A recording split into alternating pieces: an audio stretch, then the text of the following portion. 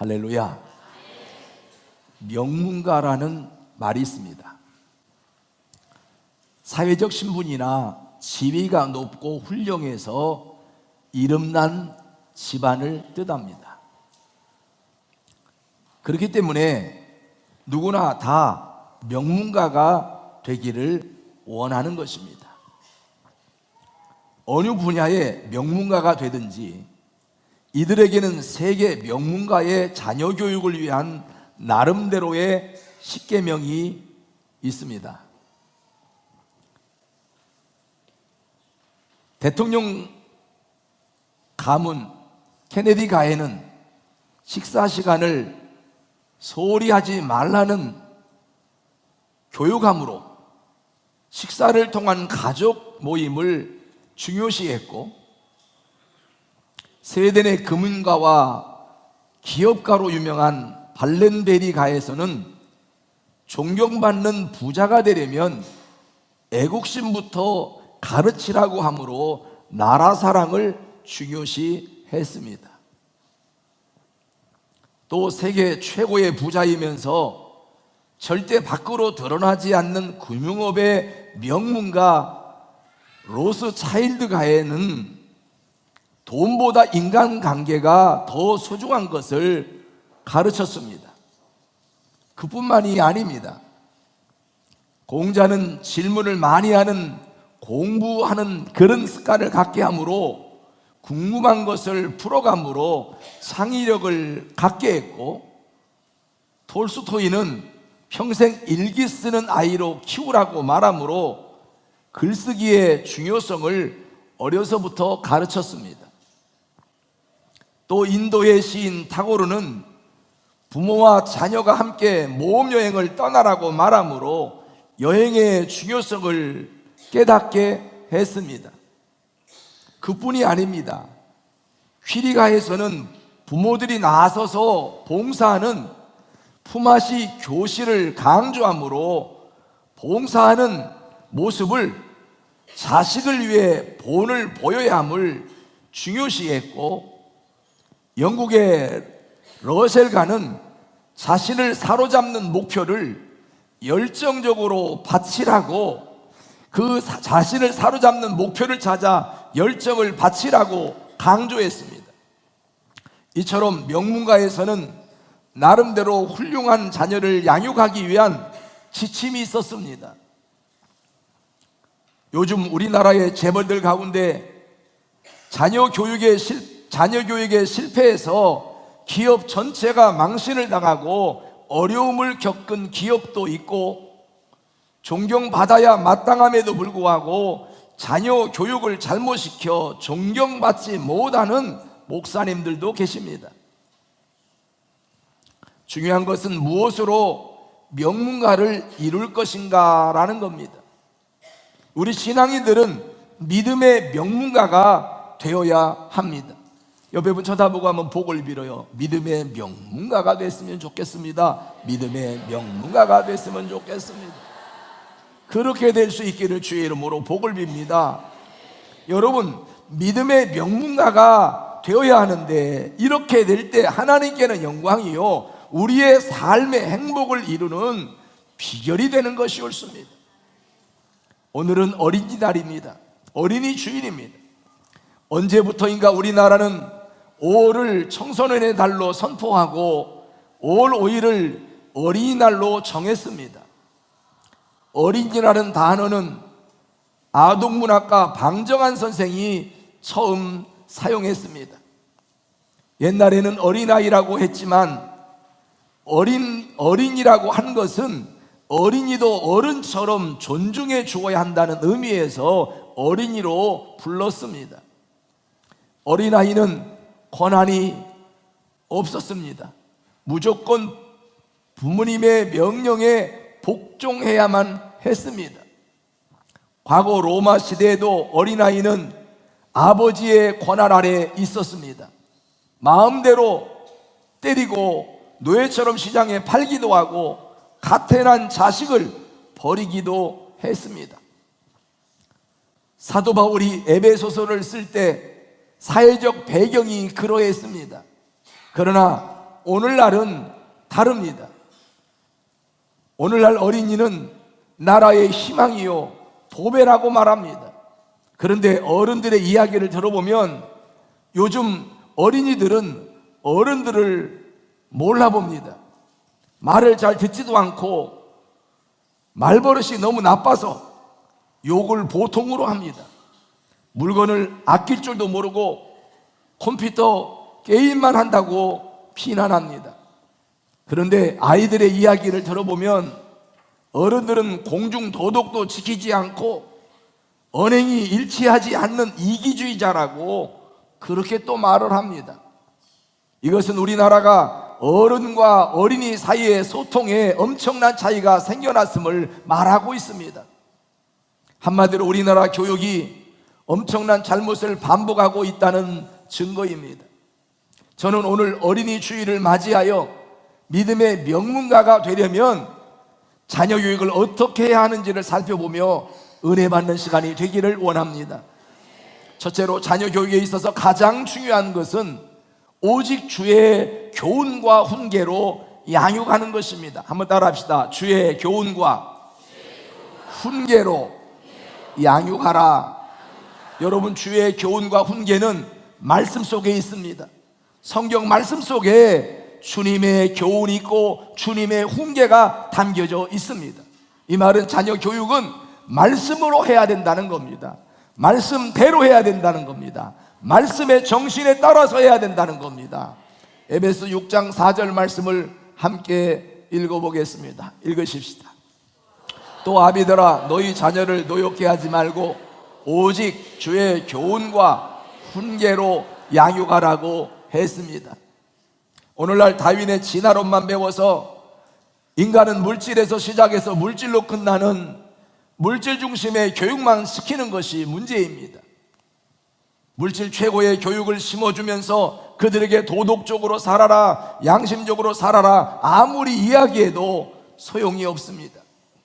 사람이 살아가면서 절대적인 관심사가 있고 일시적인 관심사가 있습니다. 성경에 보면 예수님께서 이런 이야기를 한 적이 있습니다.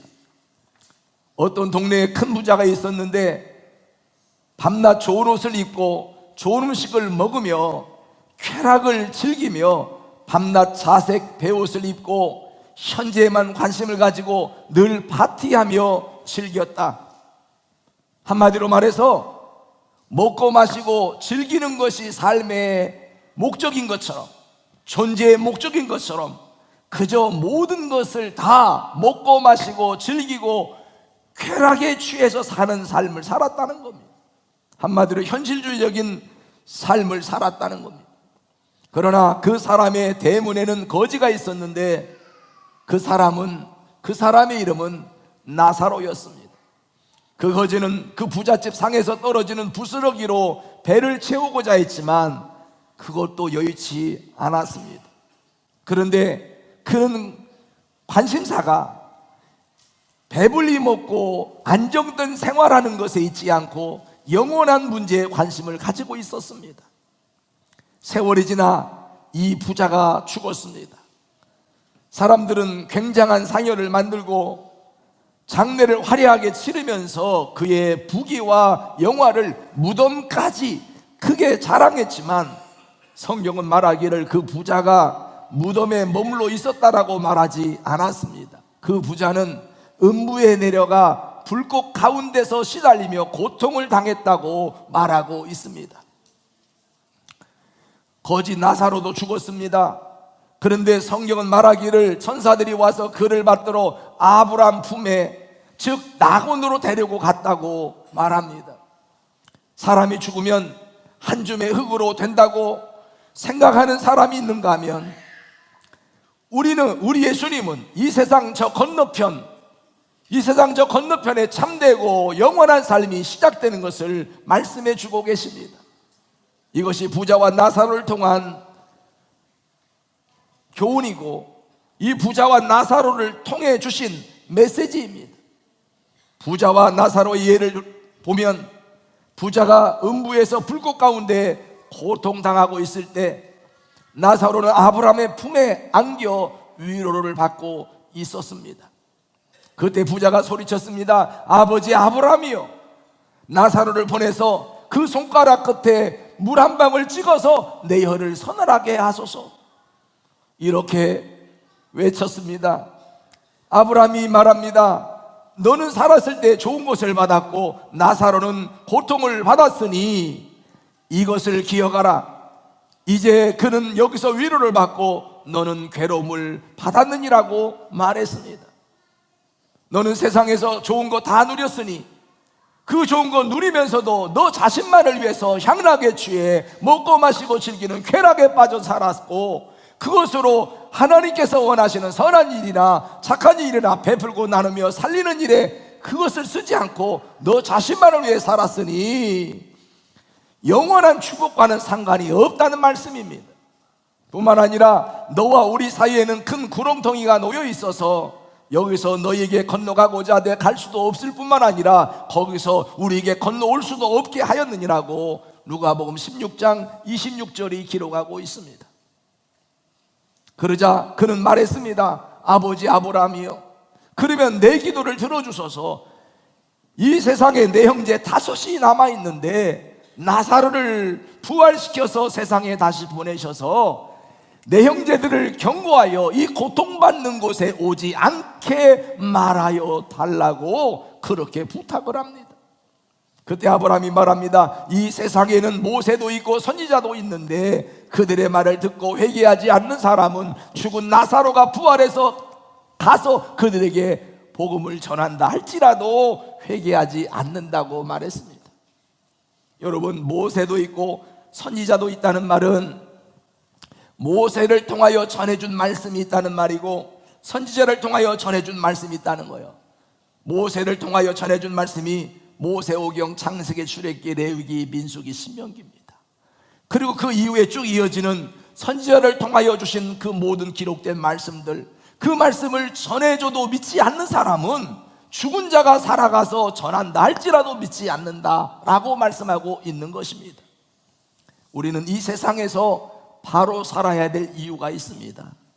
천국 갈 자격은 이 세상에서 얻는 것이지 죽어서 얻는 것이 아니기 때문이라는 사실이 옳습니다. 그러므로 자녀들에게 하늘나라를 반드시 이야기해 주어야 하는 것입니다. 땅에서 70년 80년이 우리 인생의 다가 아니라 죽은 이후에 영원한 천국이 있고 지옥이 있고 사후의 세계가 존재하기 때문에 어떻게 살아야 되는지를 자녀들에게 가르쳐야 하는 것이 옳습니다. 삶의 초점을 현세적이고 물질적인 곳에 초점을 맞추지 말고 하나님과 영원한 삶에 이르기까지 초점을 두도록 부모들이 자녀들에게 늘 들려주어야 한다는 사실을 기억하시기를 주의 이름으로 축복합니다. 아이들이 일시적으로는 부모님이 말씀을 통해서 자녀를 가르칠 때 싫어할지도 모릅니다. 그러나 그럼에도 하나님 말씀을 중심으로 자녀를 가르치면 말씀 속에 하나님의 능력이 역사하셔서 그 말씀을 통하여 자녀들로 하여금 깨닫게 하고 깨우치게 해서 자녀들로 하여금 하나님이 기뻐하는 삶을 살도록 그렇게 되어진다는 사실을 믿으시기 바랍니다. 여러분, 말씀에 의해서 먼저 할 것과 나중 할 것을 구분할 수 있는 자녀가 될 수 있다면 축복 아니겠습니까? 왜 또 아멘이 약하옵나이까? 할렐루야. 여러분이 그토록 노력하고 돈 벌고 애쓰는 거 다 따지고 보면 자녀 잘 되라고 그렇게 애쓰고 있는데 그 자녀가 진정 잘 되기를 원한다면 오늘 설교 정신 차려서 잘 듣고 실천에 옮겨서 여러분 믿음의 명문가의 집안 가문을 이루어 하나님께 영광 돌리고 많은 사람들에게 존경의 대상이 되고 본받고 싶어하는 그런 가정 가문이 될 수 있었으면 좋겠습니다. 오늘날 자녀 교육에 본을 보인 믿음의 가문 중에서 모범이 되신 분은 강영우 박사입니다. 그의 자녀들은 아버지가 시각 장애이기 때문에 점자 동화를 들으며 자랐습니다.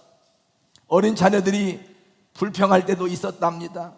아버지는 왜 다른 아버지처럼 자전거도 같이 못하고 바깥에서 공놀이도 함께 못하느냐고 아빠에게 불평을 했다고 합니다.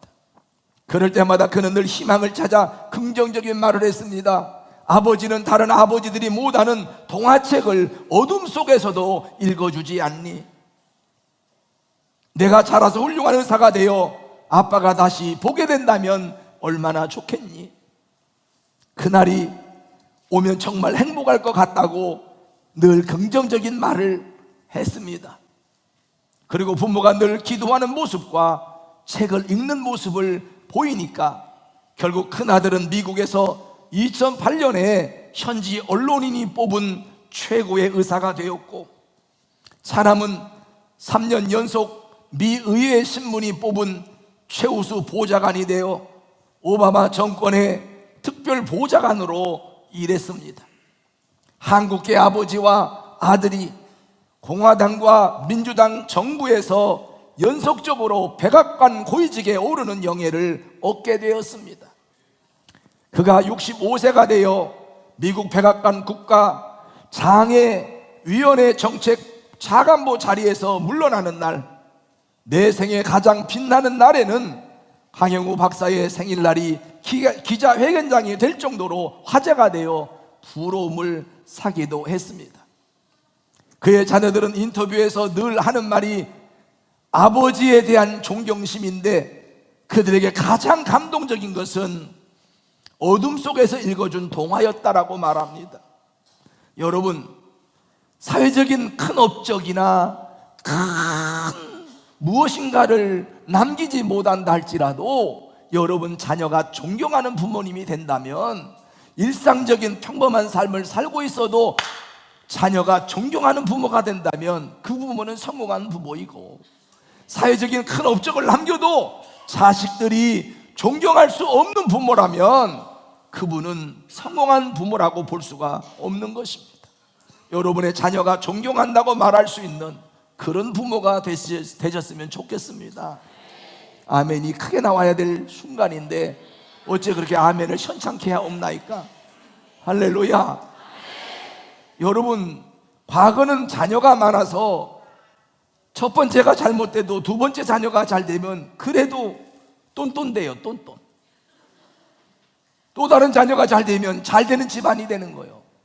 근데 지금은 자녀를 하나만 거의 낳기 때문에 하나가 잘못되면 망하는 거예요. 내 인생이 완전히 폭망이요. 자녀가 잘 되기를 원하면 오늘 말씀을 잘 듣고 여러분 하나님 앞에서 그렇게 한번 행해보자 이 말입니다. 그래서 여러분의 남은 생애가 행복한 생애가 될 수 있었으면 좋겠습니다. 강영우 박사는 말합니다. 자녀의 교육은 부모가 본을 보이는 것입니다. 부모가 본을 보이는 것보다 더 좋은 교육이 없다는 거예요. 부모는 그렇게 살지 않으면서 자녀에게 그렇게 살라고 아무리 가르쳐 봐도 소용이 없습니다. 결국 오늘날 어린이들의 결과물은 우리 기성세대의 잘못인 것입니다. 바닷개가 아빠는 옆으로 가면서 새끼에게 아무리 바로 가라고 말해도 걔는 옆으로 갑니다. 그러므로 부모가 먼저 신앙 안에서 바로 살고 그 삶이 자녀들에게 본이 되어야 자녀가 그렇게 사는 축복을 보게 될 것입니다. 그것이 바로 산교육입니다. 주의 교훈과 책망으로 자녀를 양육하고 신앙으로 자녀들을 바로 세우는 하나님이 기뻐하는 부모가 다 되시기를 주의 이름으로 축원합니다. 두 번째, 자녀 교육은 지식만 가르칠 것이 아니라 도덕적 진실을 교육해야 합니다. 한국 전쟁 후 우리나라가 못 살다 보니까 공산품을 만들듯이 똑같은 교육을 시켰습니다. 우리나라는 교육을 단지 지식을 주입하고 기능인을 만드는 데 주력한 나머지 도덕적인 인격 양성에 실패하고 말았습니다. 요즘 TV만 켜면 부정부패요, 윤리나 도덕이란 말은 바보들의 말로 전락해버리고 오직 수단과 방법을 안 가리고 돈과 권력과 명예와 쾌락을 취하는 길이 성공한 것처럼 사회적 환경이 그렇게 가르쳐주고 말았습니다. 어른들은 그런 모습을 보이면서 아이들에게 정직하게 살아라, 진실하게 살아라고 하니까 아이들 눈에는 어른들이 부정적으로 비춰지는 것입니다. 드라마에도 보면 재벌들의 모습이 일상의 삶으로 보여주고 있으니 평범한 젊은이들이 돈이 없으면 장가도 못 가는 시대가 되어버렸습니다. 그야말로 물신 시대가 되어버린 것입니다. 여러분, 우리가 자녀들에게 가르쳐야 할 것 중에 중요한 것 하나는 행복은 물질에 있지 않다는 것을 가르쳐야 합니다. 여러분, 물질이 그 자체가 행복을 주는, 그 자체가 행복하게 만드는 것이라면 재벌이 왜 자살을 하겠고, 왜 그렇게 물질이 많은 사람이 우울한 삶에 빠져서 우울증 약을 먹고 불면증에 빠져서 여러분 그렇게 고통스러워하며 살아야 할까요? 행복하면 여러분 그렇게 되지 않을 겁니다. 우리는 어린이들을 교육할 때 여러분 십계명을 중심으로 교육해야 합니다. 십계명은 말씀의 요약입니다. 십계명의 요약은 하나님 사랑, 이웃 사랑입니다. 여러분, 십계명은 유용한 곳에 빠지지 않게 보호해 놓는 여러분 철책과 같은 것입니다. 하나님의 계명이 가슴에 새겨져 있는 자녀는 나쁜 길로 가려고 하다가도 말씀 때문에 여러분 돌아오게 되고, 나쁜 길에 빠졌다가도 말씀이 생각나서 돌아오게 되는 것이 옳습니다. 그래서 어려서부터 하나님 말씀으로 여러분 교훈하고 하나님 말씀으로 훈계하고 하나님 말씀으로 가르쳐야 그 말씀이 여러분이 떠나고 나서도 자녀들 속에 계속 역사해서 말씀 안에 사는 자녀가 되게 만들어 주는 것이 옳습니다. 무엇이 옳고 무엇이 그른지 구분할 수 있는 잣대가 하나님의 말씀이 되어야 합니다. 자녀에게 도덕적 진실을 가르치지 않고 지식만 가르치다 보니까 인격 장애가 되어 이기주의자가 되어버립니다.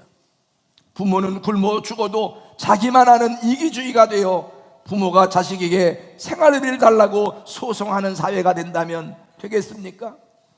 사실 예수 믿는 가정의 가훈이 십계명으로 되어 있어서 늘 주의 교훈을 가르쳐야 하는 것입니다.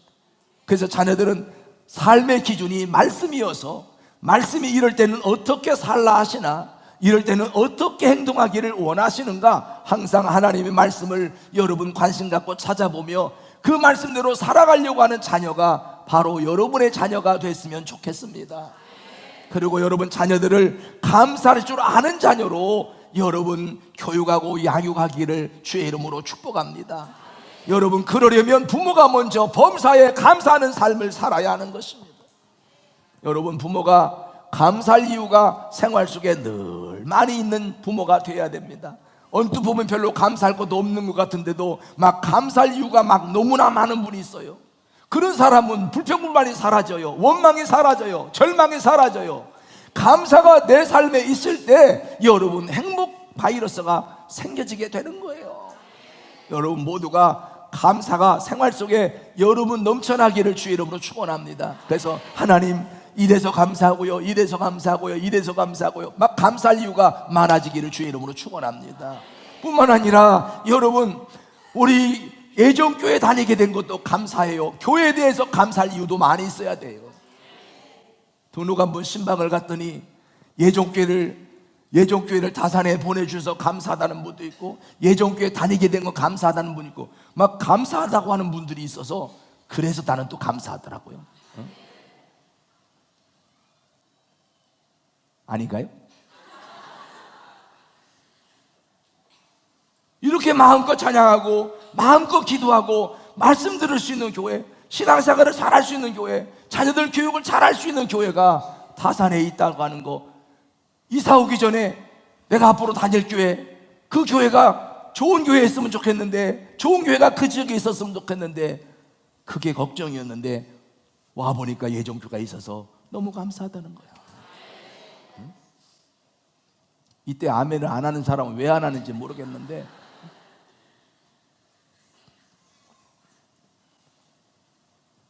그리고 목사님도 참 좋은 목사님 만나서 감사하다 이런 말도 나도 들었으면 좋겠어.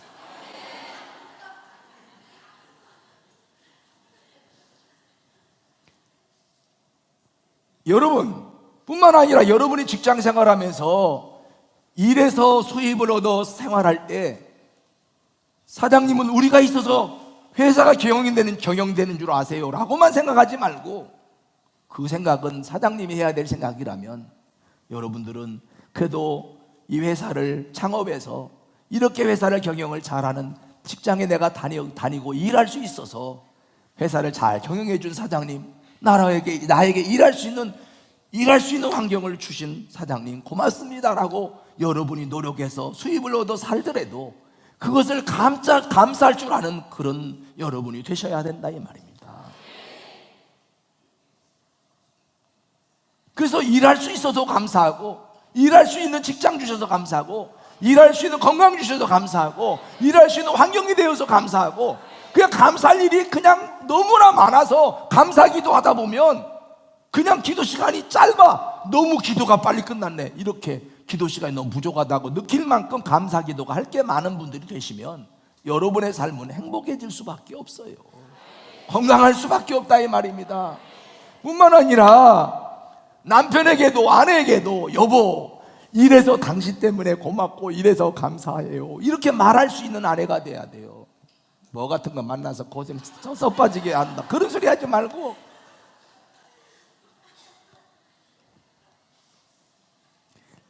딸에게도 딸아 고마워, 아들 감사해, 이렇게 말할 수 있는 그런 부모님이 되셔야 된다는 거예요. 목사님 뭐 고마운 게 있어야지 그런 소리 하지 아니에요. 자녀 낳지 못해서 눈물로 기도하는 가정이 한두 가정이 아닌데 여러분은 달라고 기도도 안 하는데 턱 생겨가지고 그것도 하나도 아니고 셋까지 나고 두까지 나고 얼마나 감사해요. 그런가요? 그럼요.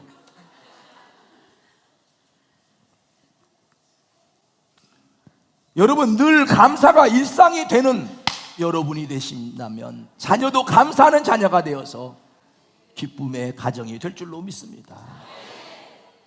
굉장히 중요한 거예요. 자녀가 늘 이래서 감사하고 저래서 감사하고 감사가 많이 있는 자녀가 되어져야 여러분이 그 자녀 보면 행복한 거예요.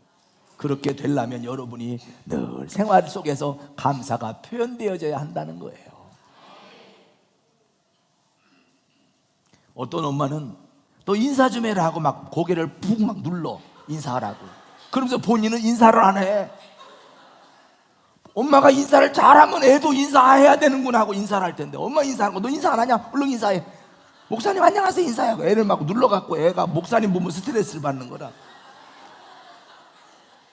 엄마가 인사를 잘하면 애도 인사 그냥 저절로 잘하게 돼 있어요.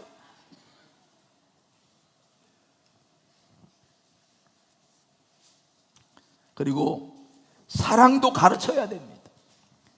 사랑도 배운 사람이 진실한 사랑을 합니다. 하나님을 사랑하고 이웃을 사랑하고 나라를 사랑하고 자연을 사랑하는 법을 가르쳐야 됩니다. 사랑을 배우지 않은 사람은요, 사랑하기 때문에 집착하고 사랑하기 때문에 그저 자기만 바라보려는 거야. 그래갖고 막 사랑하는 아내가 너무 고통스러워갖고 나 좀 사랑하면 놔달라는 거야. 사랑하기 때문에 절대 못 놔준다는 거야. 아니 사랑하면 나를 좀 행복하게 해줘야지, 나 좀 놔주세요. 놔주는 게 뭐예요? 이혼해달라는 거야. 사랑을 못 배운 거예요. 집착이 사랑인 줄 알아요. 억압이 사랑인 줄 알아요. 자기만 바라봐야만 사랑인 줄 알아요. 어떻게 이 세상을 살면서 자기만 바라봐요? 여러분, 부모가 스스로 사랑을 실천해서 사랑하는 모습을 보고 자라야 자녀가 사랑하는 법을 배우게 되는 거예요. 여러분이 원하는 게 자녀가 행복하기 원하잖아요. 그리고 때 되면 나이가 되면 결혼하길 원하잖아요. 아멘 안 한 거 보니까 혼자 살았으면 좋겠어요. 그런데 자녀가 왜 결혼을 안 한다 그러냐 말이에요. 엄마가 보면 안 행복하거든. 날마다 죽겠다고 못 살겠다고, 아이고 내가 눈이 뼈지 이러고 사는 엄마를 보면서 결혼에 대한 매력이 사라져 버렸어요. 결혼에 대해서는 결혼이 불행인 거야. 그게 나 결혼 안 한다는 거지. 그랬더니 왜 결혼을 안 하냐는 거야. 엄마 때문에 안 하는데. 행복한 모습을 봐야 결혼하고 싶지. 날마다 불행해하고 못 견뎌하는 그 부분을 보면서 무슨 결혼에 대한 매력이 있겠냐 이 말이요. 나도 빨리 결혼해서 아빠 같은 사람 만나서 결혼해야지 막 이런 집이 돼야, 그래야 되지 않겠느냐 이 말. 아멘. 어떻게 한 분만 계속 하는지 모르겠어요. 다른 분도 좀 하세요.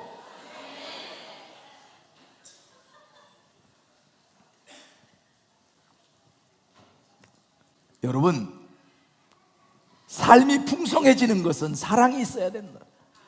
사랑이 있어야 삶이 풍성해지지, 사랑이 없으면 이기주의가 되어 삶이 피폐해져서 결국 그 사람은 조직에서 소외당하게 되는 겁니다. 제가 목회하면서 보니까 사랑을 받고 자란 아이들이 남을 사랑할 줄도 안다는 것입니다. 부모가 도둑질하면 그 자녀들도 대부분 도둑으로 전락합니다. 남의 것을 보면 훔치는 기운이 그 집안에 가득하기 때문입니다. 욕심으로 살지 마세요. 욕심으로 사니까 자녀도 똑같이 욕심이 돼요.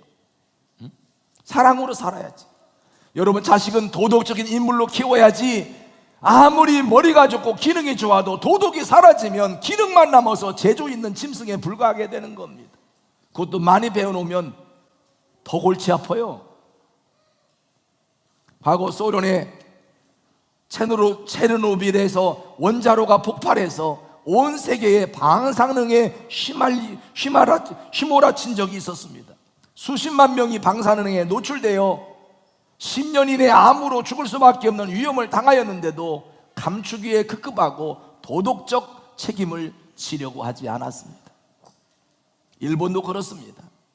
후쿠시마 방사능 오염의 생선을 쉬쉬하면서 수출해서 방사능에 무감각하게 만들려고 하고 있어요. 그래서 우리나라에 수입 규제를 했더니 그걸 갖고 또 국제 어디죠? 제소를 해가지고 우리가 이겼잖아요. 이겼으니 다행이지. 뿐만 아니라 독도는 자기 땅이라고 거짓을 교과서에 실어서 아이들에게 가르치고 있습니다. 과거에 우리나라를 침공해서 점령해가지고 그렇게 힘들게 했었으면 과거에 우리나라 땅이었는데 자기들이 소유하고 있었다고 그걸 자기들 거라고 계속 우기면 되겠어요? 그렇게 가르쳐 놓으면 우리 대한민국에서는 독도는 우리 땅이라고 가르치고 일본은 또 그 독도도 또 자기 거라고 하면 다음 세대가 치러야 될 결과물은 뭘까요?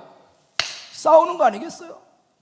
잘못 가르쳐 놓은 결과가 결국은 적대 감정을 갖고 싸우는 원인이 되는 거 아니겠냐. 여러분, 교육이 다르기 때문에 그렇게 되는 거예요.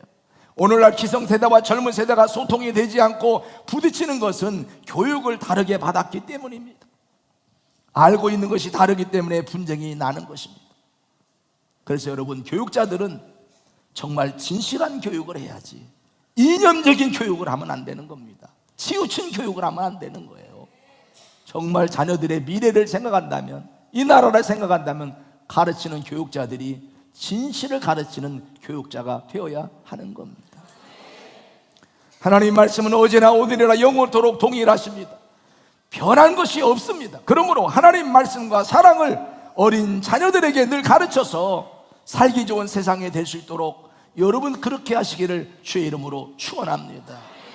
그리고 자녀를 가르칠 때 잘못한 것은 회개할 줄도 알고 또 사과할 줄도 아는 자녀로 키워야 됩니다. 그러려면 부모가 잘못했을 때 잘못한 것을 사과할 줄 아는 부모가 되고 회개할 줄 아는 부모가 먼저 되어야 할 것입니다. 아멘 하시죠?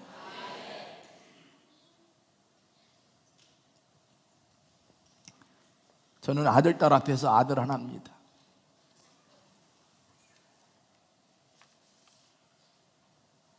아들이 지금 35인데 35명이 아니라 35살이라는 얘기예요.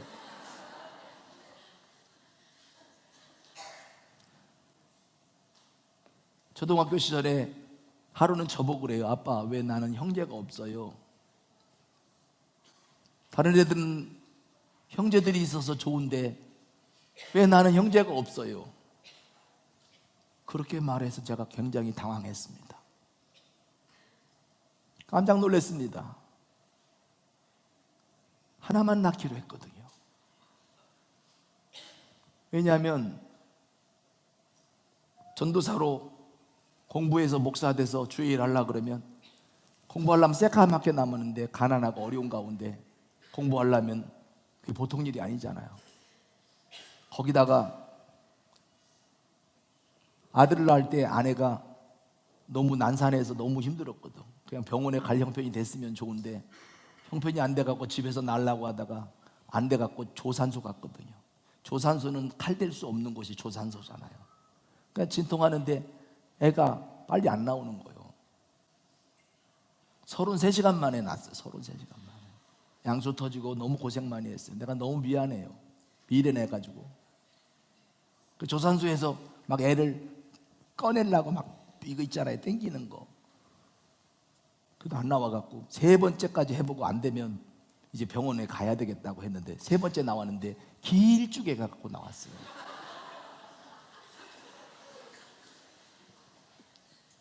그래서 너무 고생하며 낳았고 어머니가 또 함께 살았는데 어머니가 애를 9이나 낳으셨기 때문에 그만 낳아라 그만 낳아라 그만 낳아라 그렇게 말씀하시고, 그 시대에는 또 아들 딸 구별 말고 하나만 낳아 잘 기르자, 아예 국정 홍보를 했습니다. 포스터도 묻혀놓고 방송도 하고 사회적 분위기가 그러했습니다. 그런 여러 가지 환경이, 그리고 주의를 할 사람이 애 많이 낳아 키우느라 언제 주의를 하노? 주일에 충성해야지. 여러 가지 복합적인 요인에 의해서 하나만 낳기로 하고 하나만 낳았거든요. 그랬더니 아들의 그 형편을 생각하지 못했어요. 부모가 자녀에게 물어도 보지도 않고 형제와 누릴 수 있는 그 행복을 딱 차단해버리고 말았어요. 그 입장에서, 아들 입장에 생각해보니까 내가 잘못한 거예요.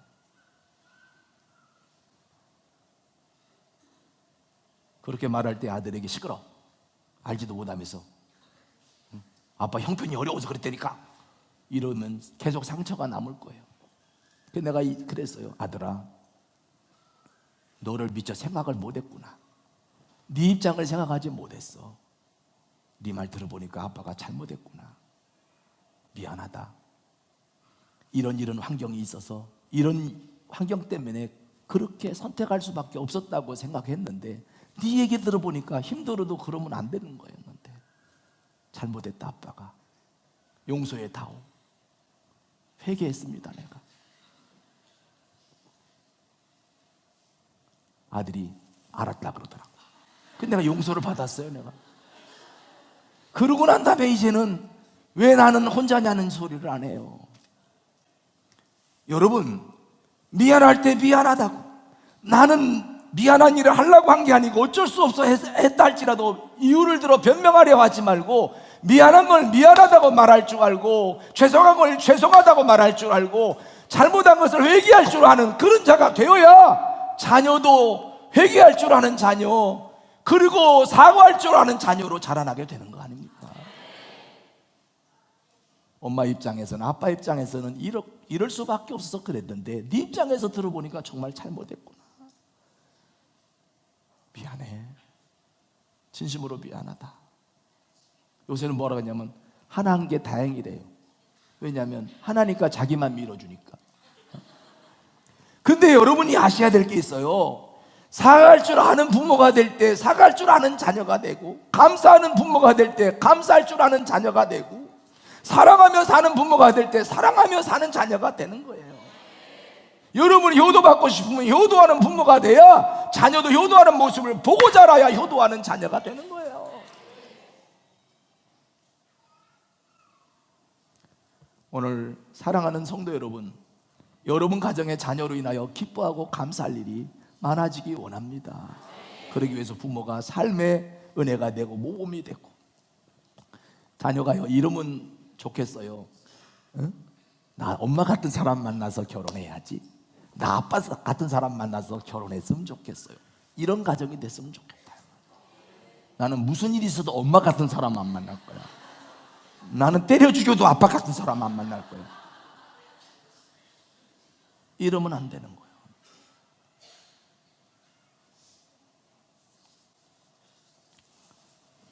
마지막 세 번째로 생각하고자 하는 것은 자녀 교육은 자신의 지적 소질을 개발해 창의적 교육을 해야 합니다. 우리나라 자녀들은 입시 위주의 교육 때문에 어린이로서의 삶이 병들고 있습니다. 요즘 어린이에게 성인병이 생기고 있습니다. 여러 가지 원인이 있겠지만 스트레스 때문에 그렇다라는 말이 많이 있습니다. 3살만 되면 영어 선생이 집에 옵니다. 모국어도 잘못하는데 외국어까지 해야 되니 얼마나 힘들겠어요. 제가 엘리베이터에서 어린아이 하나 만났는데요, 이래. 그래서 왜 그래? 그랬더니 힘들어서요.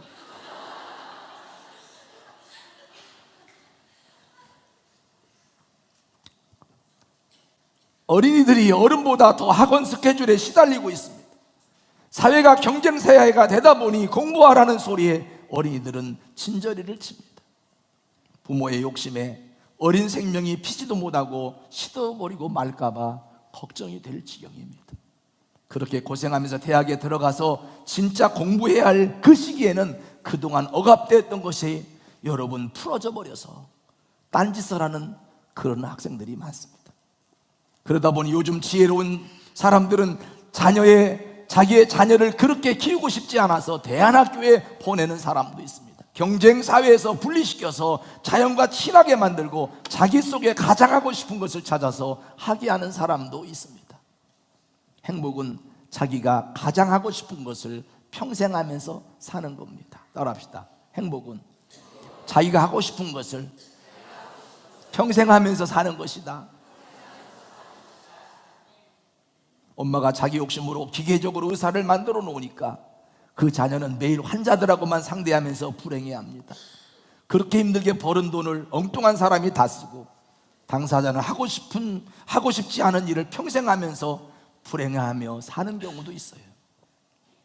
사람 만나는 게 좋은 사람이 의사를 해야 돼요. 사람 만나는 거 어렵고 연구하기를 좋아하는 사람 의사하면 돼요.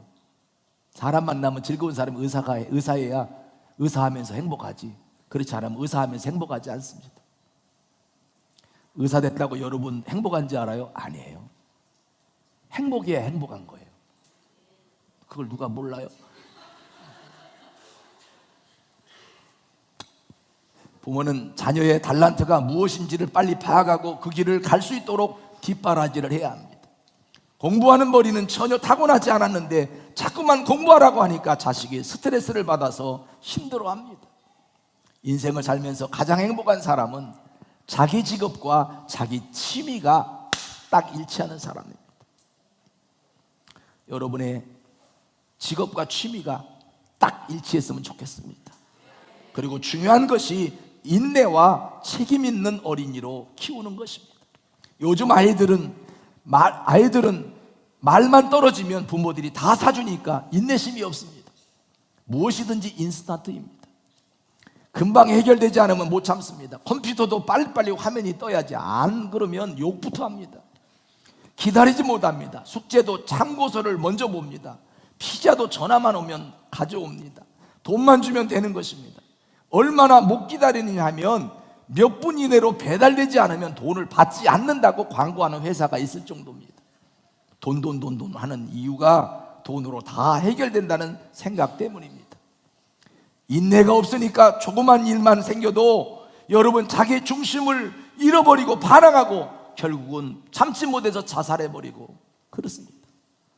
어린이들에게는 자기 일을 자기 스스로 하는 습관을 길러주어야 합니다.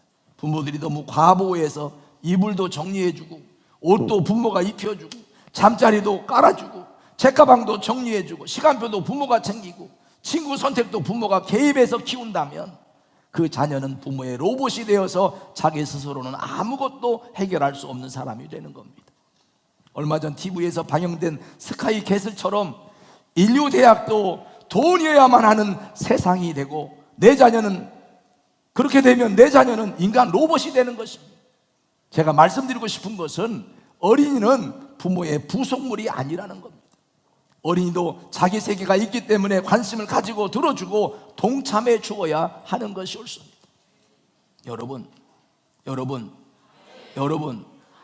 저게 뭐지? 참새야. 저게 뭐야? 참새. 저게 뭐야? 참새. 어렸을 때 그거 몇십 번 물어봐도 엄마가 다 가르쳐 줬는데 근데 이거를 터갖고 부모가 물어보면 몇 번만 물어보면 못 참아요. 막 성질 내고 막 꼬라지 내고 막. 여러분, 오늘 성경 4절에 보면 자녀를 노엽게 하지 말라고 했습니다. 자녀들이 노여운 것은 다른 것이 아니에요. 자신을 무시할 때 그렇습니다. 자녀가 무시당하면 상처를 받습니다. 노엽게 되는 것입니다.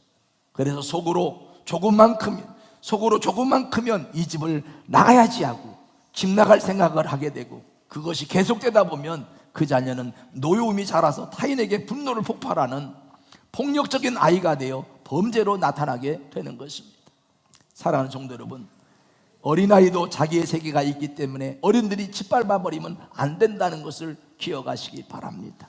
어린이는 우리 어른의 손에 맡겨진 우리의 미래를 위한 작품임을 기억하시기를 바랍니다. 그러므로 관심을 가지고 우리 어린이들이 아름다운 인격체로 자라날 수 있도록 하나님의 말씀 안에서 잘 양육하여 보배로 자라나게 되기를 주의 이름으로 축복합니다. 그렇게 잘 자란 어린이는 부모 말에도 순종을 잘하게 되고 행복한 가정의 등불이 될 것이라고 저는 믿습니다. 행복한 가정의 자녀를 키우는 행복한 자녀가 있는 부모가 되기를 주의 이름으로 축복합니다.